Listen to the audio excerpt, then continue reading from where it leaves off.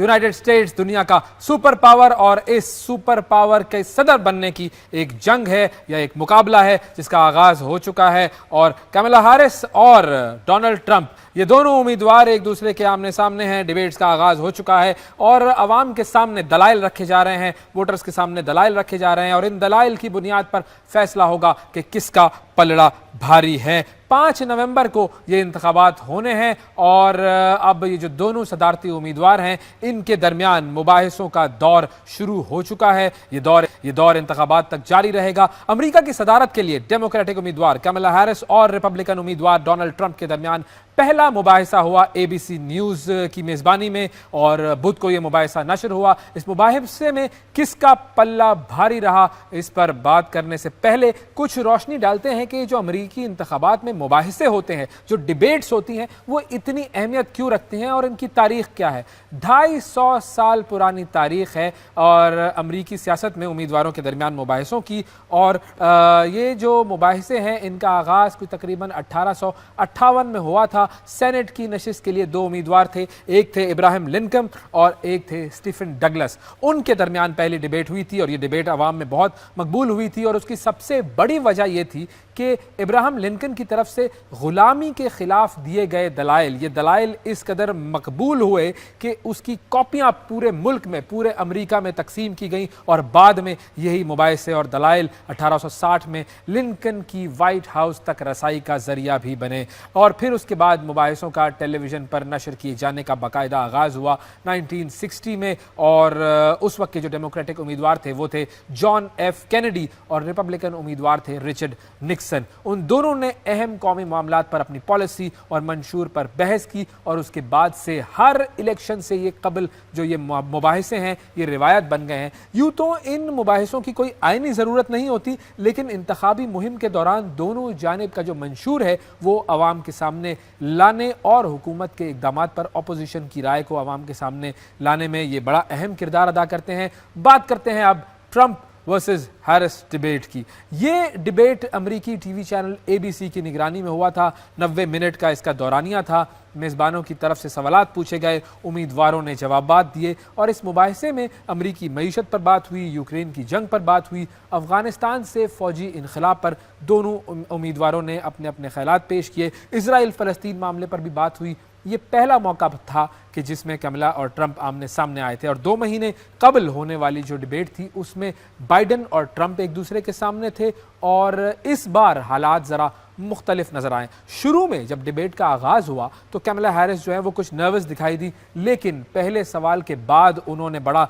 जारहाना अंदाज इख्तियार किया। जबकि ट्रंप को जब देखा गया इस डिबेट में तो बहुत सारे लोग ये कह रहे हैं कि ट्रंप डिफेंसिव पोजीशन में दिखाई दी। और अब इसी हवाले से हम बात करेंगे। हमारे साथ मौजूद हैं असफर इमाम साहब जो कि सियासी तज्ज़ियाकार हैं और हमें वाशिंगटन DC से ज्वाइन कर रहे हैं और अमरीकी सियासत पर गहरी नज़र रखते हैं। अस्सलाम वालेकुम।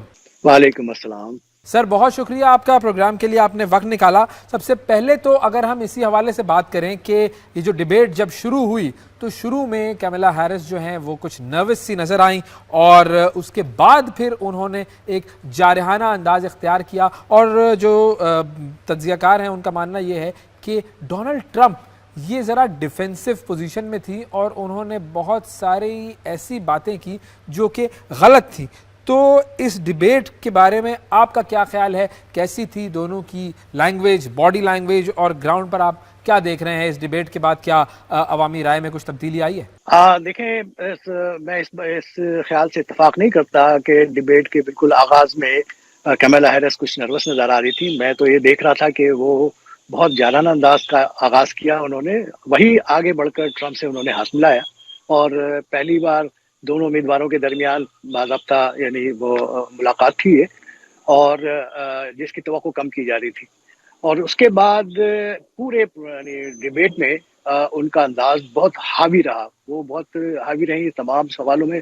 पूरी तरह जो यहाँ का मीडिया है, अमेरिकन मीडिया भी, और जो लोगों की राय है वो पूरे बड़ी भरपूर तैयारी करके आई थी और सदर ट्रंप के ऊपर उन्होंने ताबड़तोड़ हमले किए। और उसके मुकाबले में मैंने ये देखा कि सदर ट्रंप जो है किसी भी लम्हे, कोई तकरीबन 90 मिनट का मुबाहिसा था, इसमें किसी भी लम्हे उन्होंने कमला हैरिस की आंखों में आंखें डालने की जरूरत नहीं की اور وہ جواب دیتے رہے. وہ بار بار مختلف موضوعات کو گھما کر اپنے اصل موضوع کی طرف لے کے جا رہے تھے. وہ تھا امیگریشن کا ایشو، جو یہاں پہ ایک انتہائی حساس معاملہ ہے، اور خاص کر ریپبلکنس کو اور ٹرمپ کو توقع ہے کہ اس بنیاد پہ خاص کر لوگ ان کو ووٹ دیں گے. اچھا، جو ٹرمپ کی پالیسی امیگریشن کے حوالے سے ہم جانتے ہیں کہ بڑا ہارڈ ان کا سٹانس ہے، تو کیا یہ جو سٹانس ہے، یہ پالیسی ان کی جو ہے امیگریشن کے حوالے سے، کیا یہ انہیں فائدہ پہنچائے گی پالیسی؟ جی، صدر ٹرمپ نے اپنا ایک ایجنڈا 47 کے نام سے جس کا جو ایجنڈا دیا ہے، اس کے ٹاپ پہ یہی ہے کہ وہ فوری طور پر جو میکسیکو بارڈر ہے وہ بالکل سیل کر دیں گے. یہ امیگریشن سے کے حوالے سے یہ نقطہ ہے، پہلا نقطہ ہی یہی ہے کہ وہ اس بات کے سخت حامی ہے کہ اس خصوصی طور پر غیر قانونی امیگریشن کو روکا جائے، اور یہی وہ بنیادی نقطہ ہے جس کی بنیاد پر ان کا ووٹ بینک ان کے ساتھ کھڑا ہے. لیکن میں ایک بات بتا دوں کہ اس وقت آپ نے پہلا بھی سوال بھی یہ کیا تھا کہ کیا مقبولیت میں کمی بیشی آ رہی ہے، تو صدر ٹرمپ کی مقبولیت میں کوئی کمی بیشی تو نہیں آ رہی. ہاں، جو اس سے پہلے صدر ٹرمپ کے مقابلے میں بائیڈن کے جو امیدوار تھے، ان کے دستبردار ہونے کے بعد کمالا ہیرس نے جو خاص کر اپنے کنونشن میں، جو شکاگو کے اندر کنونشن ہوا تھا، جو اس میں اندر پرفارمنس دی، اس کے بعد سے ان کی مقبولیت میں اضافہ ہوا ہے. ابھی اس وقت جو مقبولیت کی شرح ہے ابھی کمالا ہیرس کے حق میں جا رہا ہے، وہ 47% کے اوپر ہے، اور جبکہ ٹرمپ جو ہے وہ ابھی 44% پہ ہے. تو یہ ان کے درمیان مقبولیت میں بہت زیادہ فرق نہیں ہے، لیکن ابھی بھی کمالا ہیرس زیادہ نمبر پہ ہے. اس کے باوجود میں یہ واضح کر دوں کہ یہاں امریکہ میں عوامی مقبولیت کا جو سروے ہے، یہ رپورٹ ہے، یہ اس کی بنیاد پہ نتائج نہیں آتے، کیونکہ یہاں متناسب نمائندگی کی بنیاد پہ الیکشن ہوتے نہیں ہیں. یہاں یعنی الیکٹرول فیصلہ کرتے ہیں، جتنی ریاستیں جیتیں گے، ہر ریاست ایک الیکٹرول کی تعداد ہے، وہ الیکٹرول ووٹ جو ہیں وہ جس کو پڑیں گے وہ جیتیں گے. آپ نے دیکھا ماضی میں ایک امیدوار، ڈیموکریٹ امیدوار ہیلری کلنٹن کو تقریباً 25 لاکھ زیادہ ووٹ ملے تھے صدر ٹرمپ کے مقابلے میں، لیکن وہ ہار گئی تھی. تو زیادہ ووٹ، اب مقبولیت کی بنیاد پہ زیادہ ووٹ مل جانے کے نتیجے میں بھی کامیابی ضروری نہیں ہے. تمام ریاستیں جیتنا ہوتی ہیں، ہر ریاست میں.